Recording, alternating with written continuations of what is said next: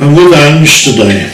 She's been through hell and back in the last few years, but she's back, and in a big way. She's taking on the world again and trying new things. But this is Angie's story. So Ange, let's go right back to the beginning and start your story from there. Okay, I found the lump on Christmas Day 2021, which was a bit of a shock, but I tried to just forget about it because I couldn't do anything until in the new year when all the doctors had reopened and that. So I told Roy, but I didn't tell anybody else, and Roy could feel it as well, so it wasn't in my imagination. So then when I eventually got an appointment after trying and getting told to go to A&E, first of all she said it would probably just be a cyst, and I had to say to her, no, it's in my family, lots of my family have had it, and she did send me to the hospital then. And then they could feel it, they found it on the ultrasound, and I had to have a biopsy straight away. Roy wasn't allowed in because of COVID, so he had to go home and wait for me. And then when he came back to get me, I had a piece of paper in my hand that said I was having breast surgery, and he didn't really believe me, I think he thought I'd got it all wrong. And then we had to go back the next day, and Roy was allowed in the next day. And then they sort of said they were going to operate, so I went to work to tell work and give him the sick note in. Then I went to tell my mum, and then I think it was only about a day later they rung up to say no, it was all changing. I was having chemo first because my lump was 2.5 centimetres, and they were going to try and shrink it first before they operated. So that's what happened. And then I think my chemo started in February. Right. Yeah. So they didn't hang around then? No, to be fair, they didn't. The worst bit was trying to get an appointment right in the very beginning with my own doctors, which is always a nightmare anyway, for anything. Yeah. But I can't really fault the Countess or Clatterbridge. They've been really good. Right. So where did we go from there then? So then the chemo started. I had in total 3 different lots of chemo. I thought that chemo was chemo, I didn't know there was loads of different types. And then I had the first lot of chemo every 3 weeks. So I had that for 9 weeks, and then we had another chemo, and I had that for 12 weeks, and that was the one that made me really, really ill, really, really poorly. They did tell me to try the cold cap to try and stop my hair from falling out, but it didn't work. It virtually fell out virtually the very next week. First of all, it was just as I was walking around the house, it would just all fall out as I was walking. And then one day we got up and we had to hoover the bed because literally all my hair was in the bed and it just gone. So why does it affect there so much? So apparently the chemo affects everything. I've been lucky. Some people, their fingernails and toenails fall out. Yeah, and then I just literally was constantly sick. For I think it was 14 days in total. I was constantly sick and I was constantly diarrhea. And then I was meant to go for my PIP assessment, and I ended up in hospital, and I had my PIP assessment in a hospital bed, and the nurse said it was probably the best thing that could happen, which I felt bad on the nurses because they had enough to do about that, but they said no, it's probably the best thing that you're here while this PIP assessment's happening. And to be honest, I think they're probably right now with hindsight. Right. Yeah. So what does that stand for? Personal independence payment, I think it is. So I got awarded that until July this year, so it'll be my last one next month. Okay. Yeah. So I've been lucky because so many people have had to fight for that. But I think maybe if I'd have been at home and I'd have had to have gone to their assessment place, they wouldn't have got it. But it wasn't going to happen with me being in hospital anyway. I think I was just so dehydrated because they kept me in overnight, and I think it was basically because I couldn't even keep a glass of water down. So when do they decide that you can ring the bell, as they call it?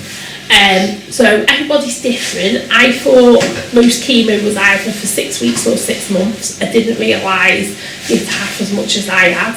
And I know probably some people have had more than me. I think in total I've probably had nearly 18 months worth of chemo, and then I don't know how they judge it or how they know, because I didn't even know there was different types of chemo. But yeah, when I went back to work in the December 22, I was working part-time, and all this chemo I had, I was able to drive on it, so I was able to go back to work. And I went back to work part-time on the days I wasn't having my treatment at the Glastonbury. And yeah, they said I needed, I think in total it was 14 rounds of chemo every 3 weeks. And then I had a mammogram and they said, yeah, it was okay, and then I was able to ring the bell. So how long's a session then of chemo? So the first and the second lot of chemo I had, they were about 4 hours. And then the third lot of chemo I had, that started off at 4 hours, but if your body can tolerate it, they'll reduce it, and I think they can't reduce it any less than 3 hours, but I gradually went down to every 3 hours. And then I also had radiotherapy. That was one session every day for 2 weeks. Yeah. So now you're fighting fit and raring to go. Yeah. And I believe you're thinking of abseiling down a lighthouse, is that? Yeah, at least a lighthouse for Maggie's, because I'd like to do something for them, because they've done a lot for me, helping me get me PIP. I don't even think I would have got it without them helping me. I'd just like to say thank you, well, for everything they do, not just me. Are you looking forward to it? Yeah, I am. I think the worst bit's going to be getting over the rails at the top. I'm not scared of heights, but I think getting over the rail at the top's going to be the worst bit. I've never done anything like it before. And dare I ask, what's the weather forecast like? Awful. So whether it's going to get postponed or not, I don't know. But yeah, awful. So I think what we'll do is we'll see you on the day and then see how you go from there. Yeah. Brilliant. Thanks a lot, Angie. Okay. Thank you. So how are you feeling now? Really I'm excited? alright at the moment, but I've not got up the top yet. Might be a different story when I'm up there. Yeah, and you've ever done that. I've done it. Thank you. Here she comes.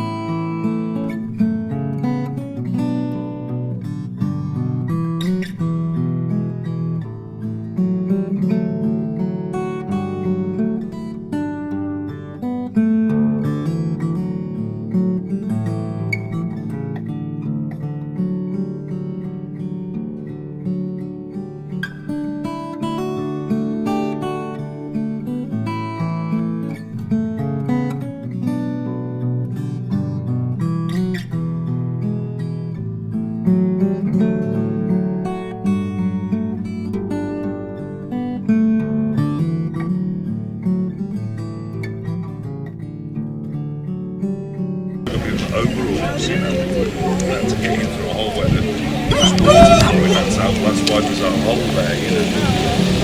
When it's getting cold and stuff.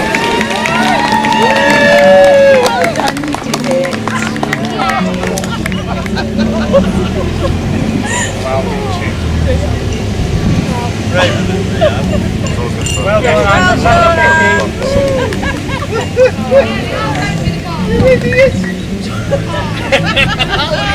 oh, gives a big smile. I chose space to be the one that landed on me bum.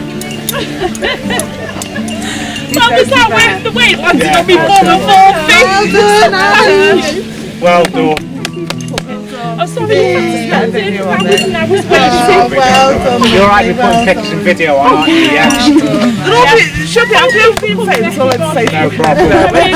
I'm sorry you've had to stand it. That's alright, it's not a problem. It's alright.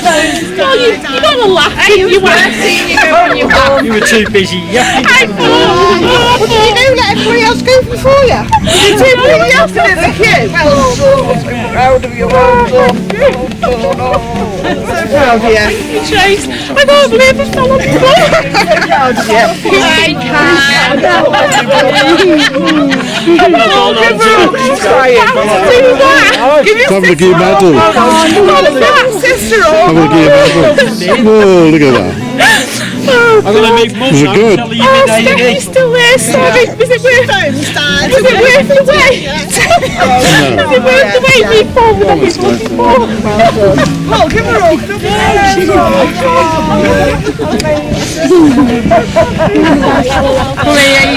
Thank you. well done, not be shared. Well done.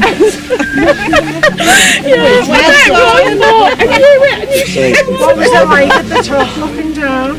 Looking down's fine, it's trying to get your feet over that ledge. I told you, I said it was that way, didn't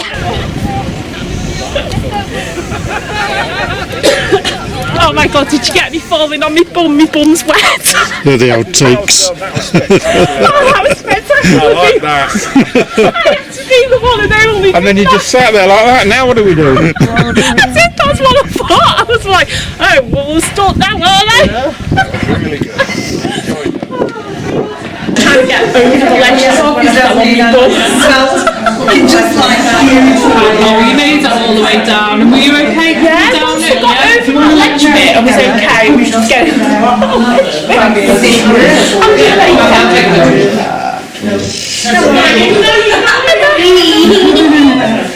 Did you laugh when I fell on my bum eating? Yeah, I bet you did. Oh, thank you. Thank you so much. Well done. There you go. It's a brand new day and I want you to know that I'm feeling fine and still love you so.